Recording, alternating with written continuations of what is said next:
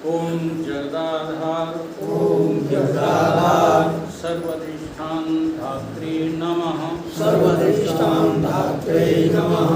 ओम जगदाधार ओम जगदाधार सर्वधिष्ठान धात्री नमः सर्वधिष्ठान धात्रे नमः।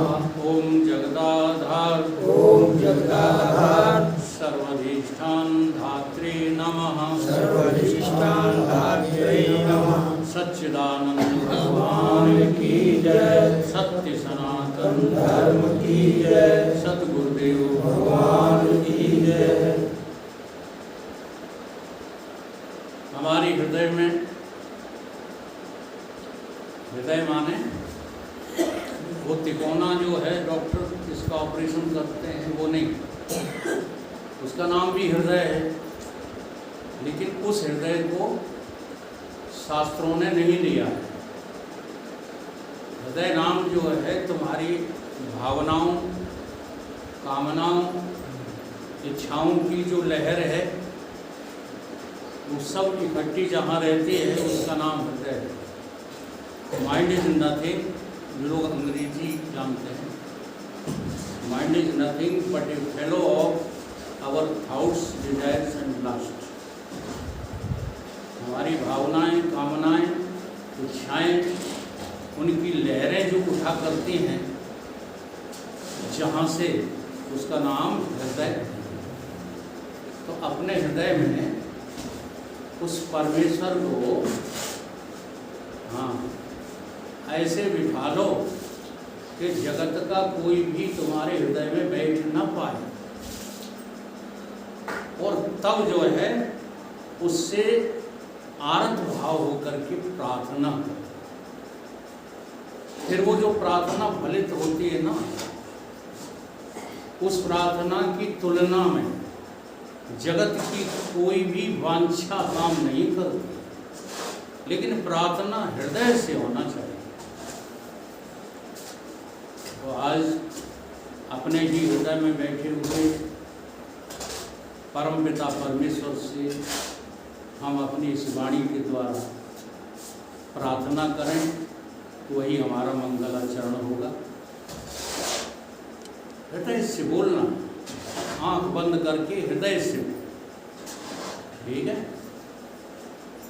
अब सौंप दिया इस जीवन का सब भार तुम्हारे हाथों में। अब सौंप दिया इस जीवन का सब भार तुम्हारे हाथों में। अब सौंप दिया इस जीवन का सब भार तुम्हारे हाथों में। अब सौंप दिया इस जीवन का सब भार तुम्हारे हाथों में। है जीते तुम्हारे हाथों में और हार तुम्हारे हाथों में। है जीत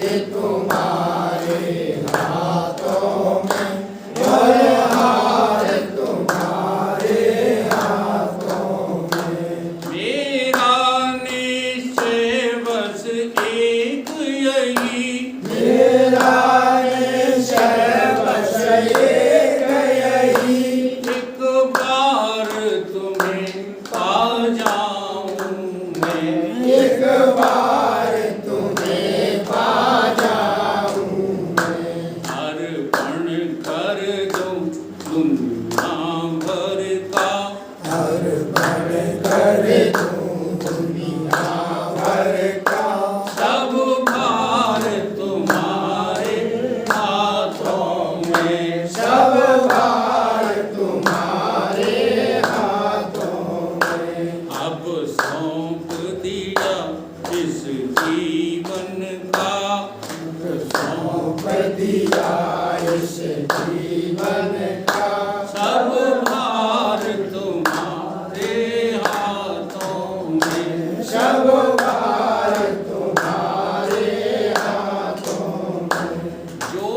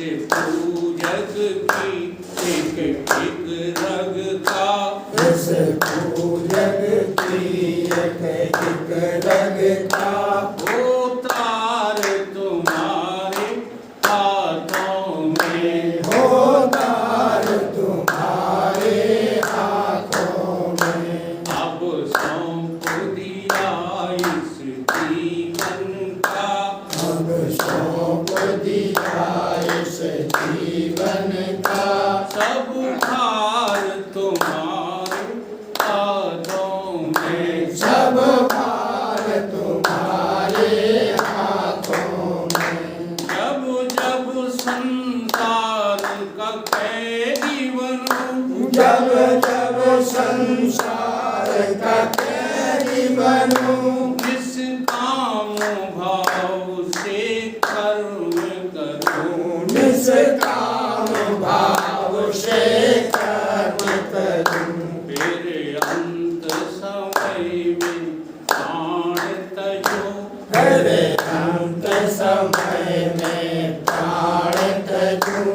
निराकार तुम्हारे हाथों में, निराकार तुम्हारे हाथों में, साकार तुम्हारे हाथों में, साकार तुम्हारे हाथों में। अब सौंप दिया इस जीवन का, अब सौंप दिया इस जीवन का, सब भार तुम्हारे हाथों में, सब भार तुम्हारे हाथों में। प्रार्थना करते समय भगवान से अपना थोड़ा भेद रखिए।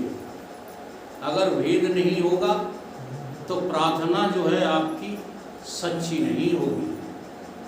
लेकिन इतना भेद भी मत रखिए कि संसार की सारी वासनाओं की मांग करो। केवल इतना भेद रखो कि हे प्रभु, मैं फंसा हुआ हूँ, तुम निकालने वाले हो। हम में तुम में बस भेद यही, हम में तुम में बस भेद यही, हम नर हैं तुम नारायण हो, हम नर हैं तुम नारायण हो, हम हैं संसार के हाथों में, हम हैं संसार के हाथों में, संसार तुम्हारे हाथों में, संसार तुम्हारे हाथों में। अब सौंप दिया इस जीवन का, अब सौंप दिया इस जीवन का, सब भार तुम्हारे हाथों में, सब भार तुम्हारे हाथों में। है जीत तुम्हारे हाथों में, है जीत तुम्हारे हाथों में, और हार तुम्हारे हाथों में, और हार तुम्हारे हाथों में। बोलिए सच्चिदानंद भगवान की जय। अगर वास्तव में प्रभु से प्रार्थना करने में हम अपने हृदय को खोल कर रख सकें तो जगत में किसी भी प्रकार का सुख या दुख आपको प्रभावित नहीं कर सकता। परंतु हमारे हृदय में सच्ची प्रार्थना का अभाव रहता है। इसलिए प्रभु के बिल्कुल नज़दीक होते हुए भी हम उस प्रभु के सानिध्य को, उस प्रभु के सानिध्य की झलक को भी समझ नहीं पाते। आज जो है, जो लोग परिचित होंगे उनको बता रहा हूँ, हमारे पड़ोस में एक किशुपुरा के जो है डॉक्टर डॉक्टर करके रहते थे। नरेंद्र सिंह किशुपुरा वाले, उनके छोटे भाई, उनका देहांत हो गया अचानक। सुबह घूमने के लिए निकले, लौट करके आए तो गिर पड़े, बेहोश भी नहीं हुए, डायरेक्ट जो है प्राण उत्कर्ष हो गया। ठीक है, तैयारी काहे की थी? दुनियादारी की। 24 घंटे जो है हृदय में कौन रहता है? दुनिया। ठीक है, तो ये दुनिया आगे चलकर मिल जाएगी कि नहीं मिलेगी? मिल जाएगी, मिलेगी। फिर भी जो है मनुष्य की समझ में कुछ नहीं आता है। प्रभु के नाम से तो मनुष्य अब चढ़ने लगा है। परमात्मा का नकली नाम लेना तो स्वीकार है, नकलीपन। मुख में राम, बगल में ईंटें, मिल जाए राम, धमक दें। इस तरह का राम नाम तो लेते हैं हम लोग, लेकिन हृदय से नहीं पुकार। हृदय से अर्जुन तिष्ठति। अगर हृदय में राम होंगे तो तुम्हें काम की चिंता नहीं होगी। काम फिर भी जो है शरीर करेगा कि नहीं करेगा, लेकिन तुम्हारा जो है चिंतन, तुम्हारा हृदय कहाँ जुड़ा रहेगा? ये बहुत सरल बात नहीं है। जैसे मजदूर काम करते हैं, कोई अपराध थोड़ी करते हैं। अब इनकी कोई गलती थोड़ी है। परमात्मा की ओर से अकेली चिंता प्राप्त हुई तो पेट भरने के लिए काम करना ही पड़ेगा, लेकिन इन्हें कोई समझाने वाला मिला नहीं। बंद करो इसको। अगर मिल भी जाए तो मेहनत और परिश्रम इतना हावी हो जाता है हृदय में कि ये समझने को तैयार नहीं है। इसलिए एक दृष्टांत है। अकबर ने जो है बीरबल से कहा कि बीरबल, हमें 4 प्रकार के लोगों को जो है प्रस्तुत करो। वो 4 प्रकार के लोग कैसे हों? एक तो हों अब के, और एक हों तब के, और तीसरे कौन हों? न अब के न तब के। ये 3 प्रकार के लोग प्रस्तुत करो। तो बीरबल ने थोड़ा सा अवकाश मांगा और गए बाजार से एक मजदूर पकड़ लाए, एक सेठ पकड़ लाए और एक जो है बाबा जैसा साधु पकड़ लाए। 3 लोगों को उनके सामने खड़ा कर दिया। बादशाह ने कहा, ये क्या तमाशा है बीरबल? उन्हें आपके प्रश्न का जवाब, जो आपने हमसे कहा था कि 3 प्रकार के लोग लाओ, तो मैं ले आया हूं। उसमें से जो है सेठ को सामने खड़ा कर दिया और कहा कि हे शहंशाह के शहंशाह, ये जो व्यक्ति खड़ा है ना अभी आपके सामने, ये तब का है, ये अब का नहीं है। ये कब का है? तब का। तब का। तब का मतलब भूतकाल में इसने बहुत जो है मेहनत की है, बहुत जो है निष्कामता से काम किया है, बहुत प्रभु के प्रति जो है इसने अपना प्रेम दिखाया है, इसलिए आज इसको सुख भोगने को मिल रहे हैं।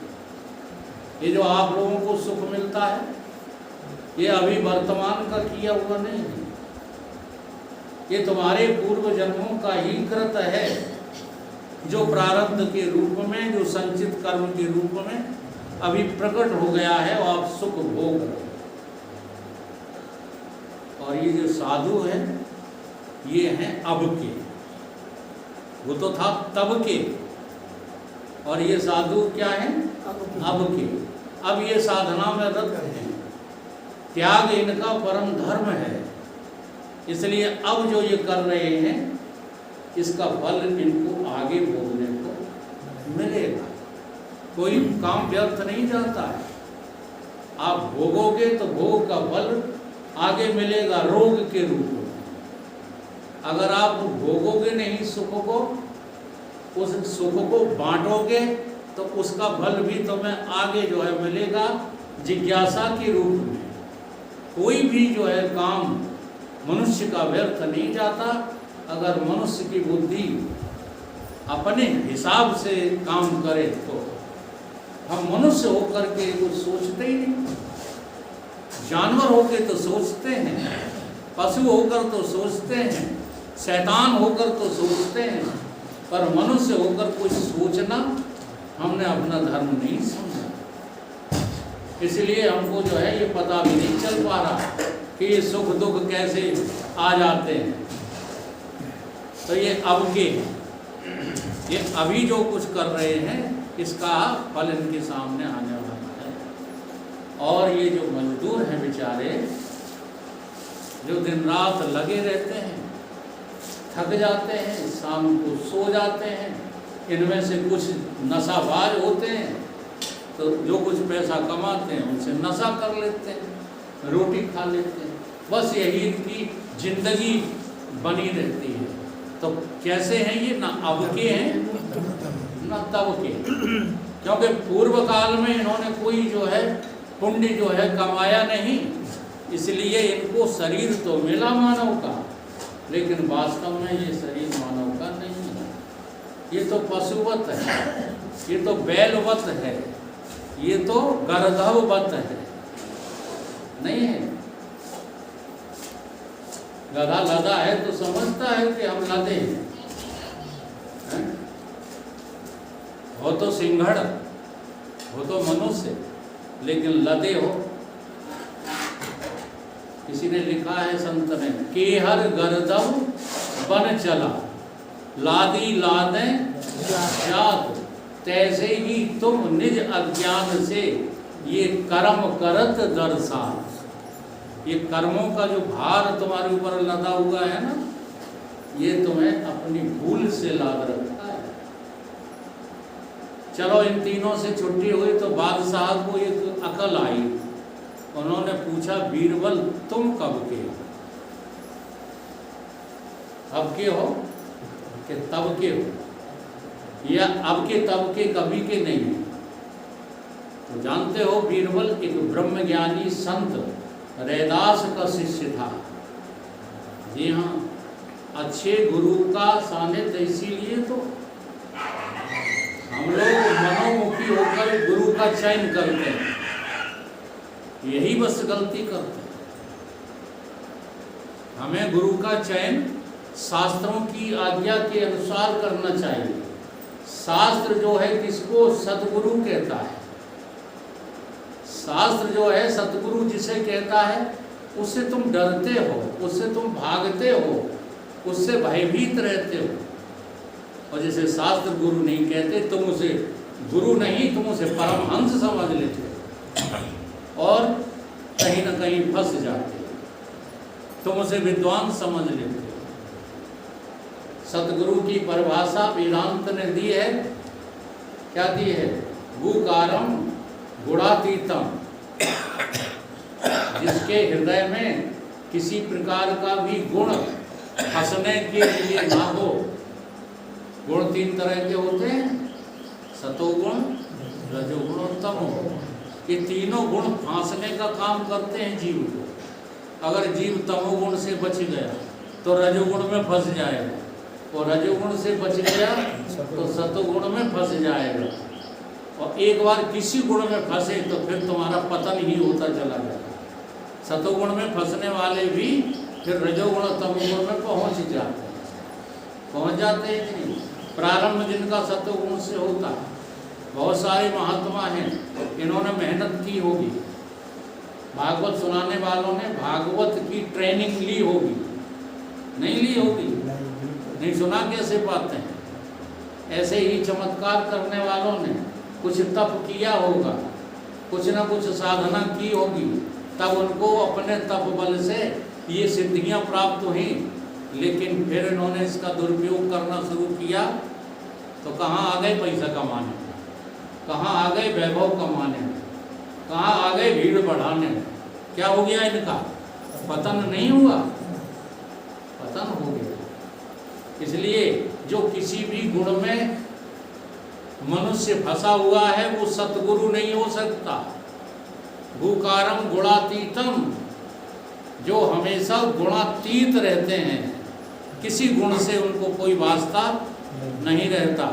यहाँ तक कि जो है जैसे सत्संग करते हैं महात्मा, हम ही करते हैं और तुम लोग आना बंद हो जाओ और उसके कारण हम दुखी हो जाएं, तो अभी हम सतोगुण में फंसे हुए हैं। क्या में फंसे हैं? सतोगुण। गुरु कौन होता है? जो किसी गुण की, हाँ, किसी गुण की भी मजबूरी से जो है आधीनता स्वीकार नहीं करता, वो तो गुणातीत होता है, जहाँ कोई गुण प्रभाव नहीं डालते। गुकारम गुणातीतम, रुकारम नाम रूप विवर्जता, जो नाम रूपों के जो है प्रभाव में नहीं पड़ते। जैसे अभी अभी भारत ने जो है वर्णन किया, तो वो कोई प्रशंसा हमारी नहीं कर रहे थे, हमको हमारी लगती ही नहीं, वो तो सतगुरु की प्रशंसा हो रही थी। ये लक्षण सतगुरु के होते हैं।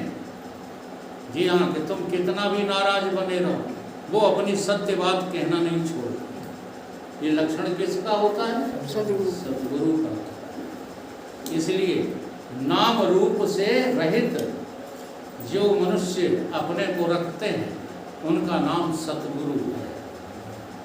और कहीं सतगुरु की अगर तुम शरण चले जाओगे तो तुम्हारा भी काम बन जाएगा, तुम भी माँ के गर्भ में जो है उल्टे नहीं लटकोगे। क्यों? क्योंकि गुणातीत जो अस्तित्व है वो कहीं आता जाता नहीं, उसी अस्तित्व की मृत्यु नहीं होती, उसी अस्तित्व का जन्म नहीं होता। इसलिए उसके बारे में लिखा गया है न जायते म्रियते।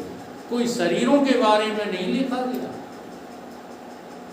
शरीर तो मरते जन्मते दिखाई देंगे, गुरु का भी शरीर जन्मता और मरता दिखाई देगा, लेकिन गुरु वास्तव में कभी मरता नहीं है, गुरु का कभी जन्म नहीं होता। जो लोग सोचते हैं ना कि हमारे गुरु मर गए, असल में उन्होंने गुरु को समझा नहीं, इसलिए वो कहते हैं कि गुरु मर गए। गुरु कभी मरता नहीं। इस प्रकार से जो है मनुष्य को अपना आचरण यहाँ संसार में लेकर चलना है। पहले पहले तो आप तमोगुण को छोड़ने की कोशिश करें। एक श्लोक के द्वारा आज का जो है विषय लेते हैं। ब्रह्मानंदम परम सुखदम केवलम ज्ञान मूर्ति। गुरु कौन है?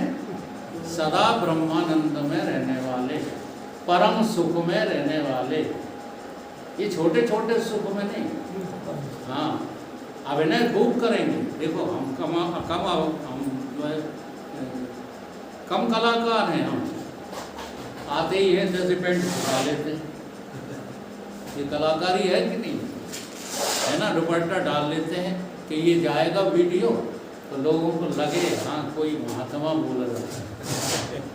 तो ये युक्तियाँ जो है आ जाती हैं गुरुओं में और संतों में। इन युक्तियों को तुम भोग समझते हो, ये तुम्हारी भूल है। कोई प्रभाव नहीं डालते ये कपड़े हमारे ऊपर, हाँ, ये वीडियो वगैरह ये कुछ प्रभाव नहीं डालते हैं। लेकिन युक्तियाँ ना हो तो आम आदमी को अपने उस जो है स्थिति से कैसे हटाएं, तमोगुणी के साथ तमोगुणी बनना पड़ता है ना।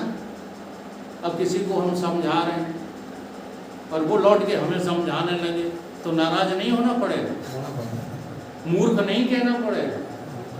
हाँ, अरे मूर्ख, हाँ, तू अगर समझना चाहता है मुझसे तो तू समझाना बंद कर। अगर तू मुझे समझाएगा तो फिर मुझसे समझेगा क्या, कुछ समझ पाएगा?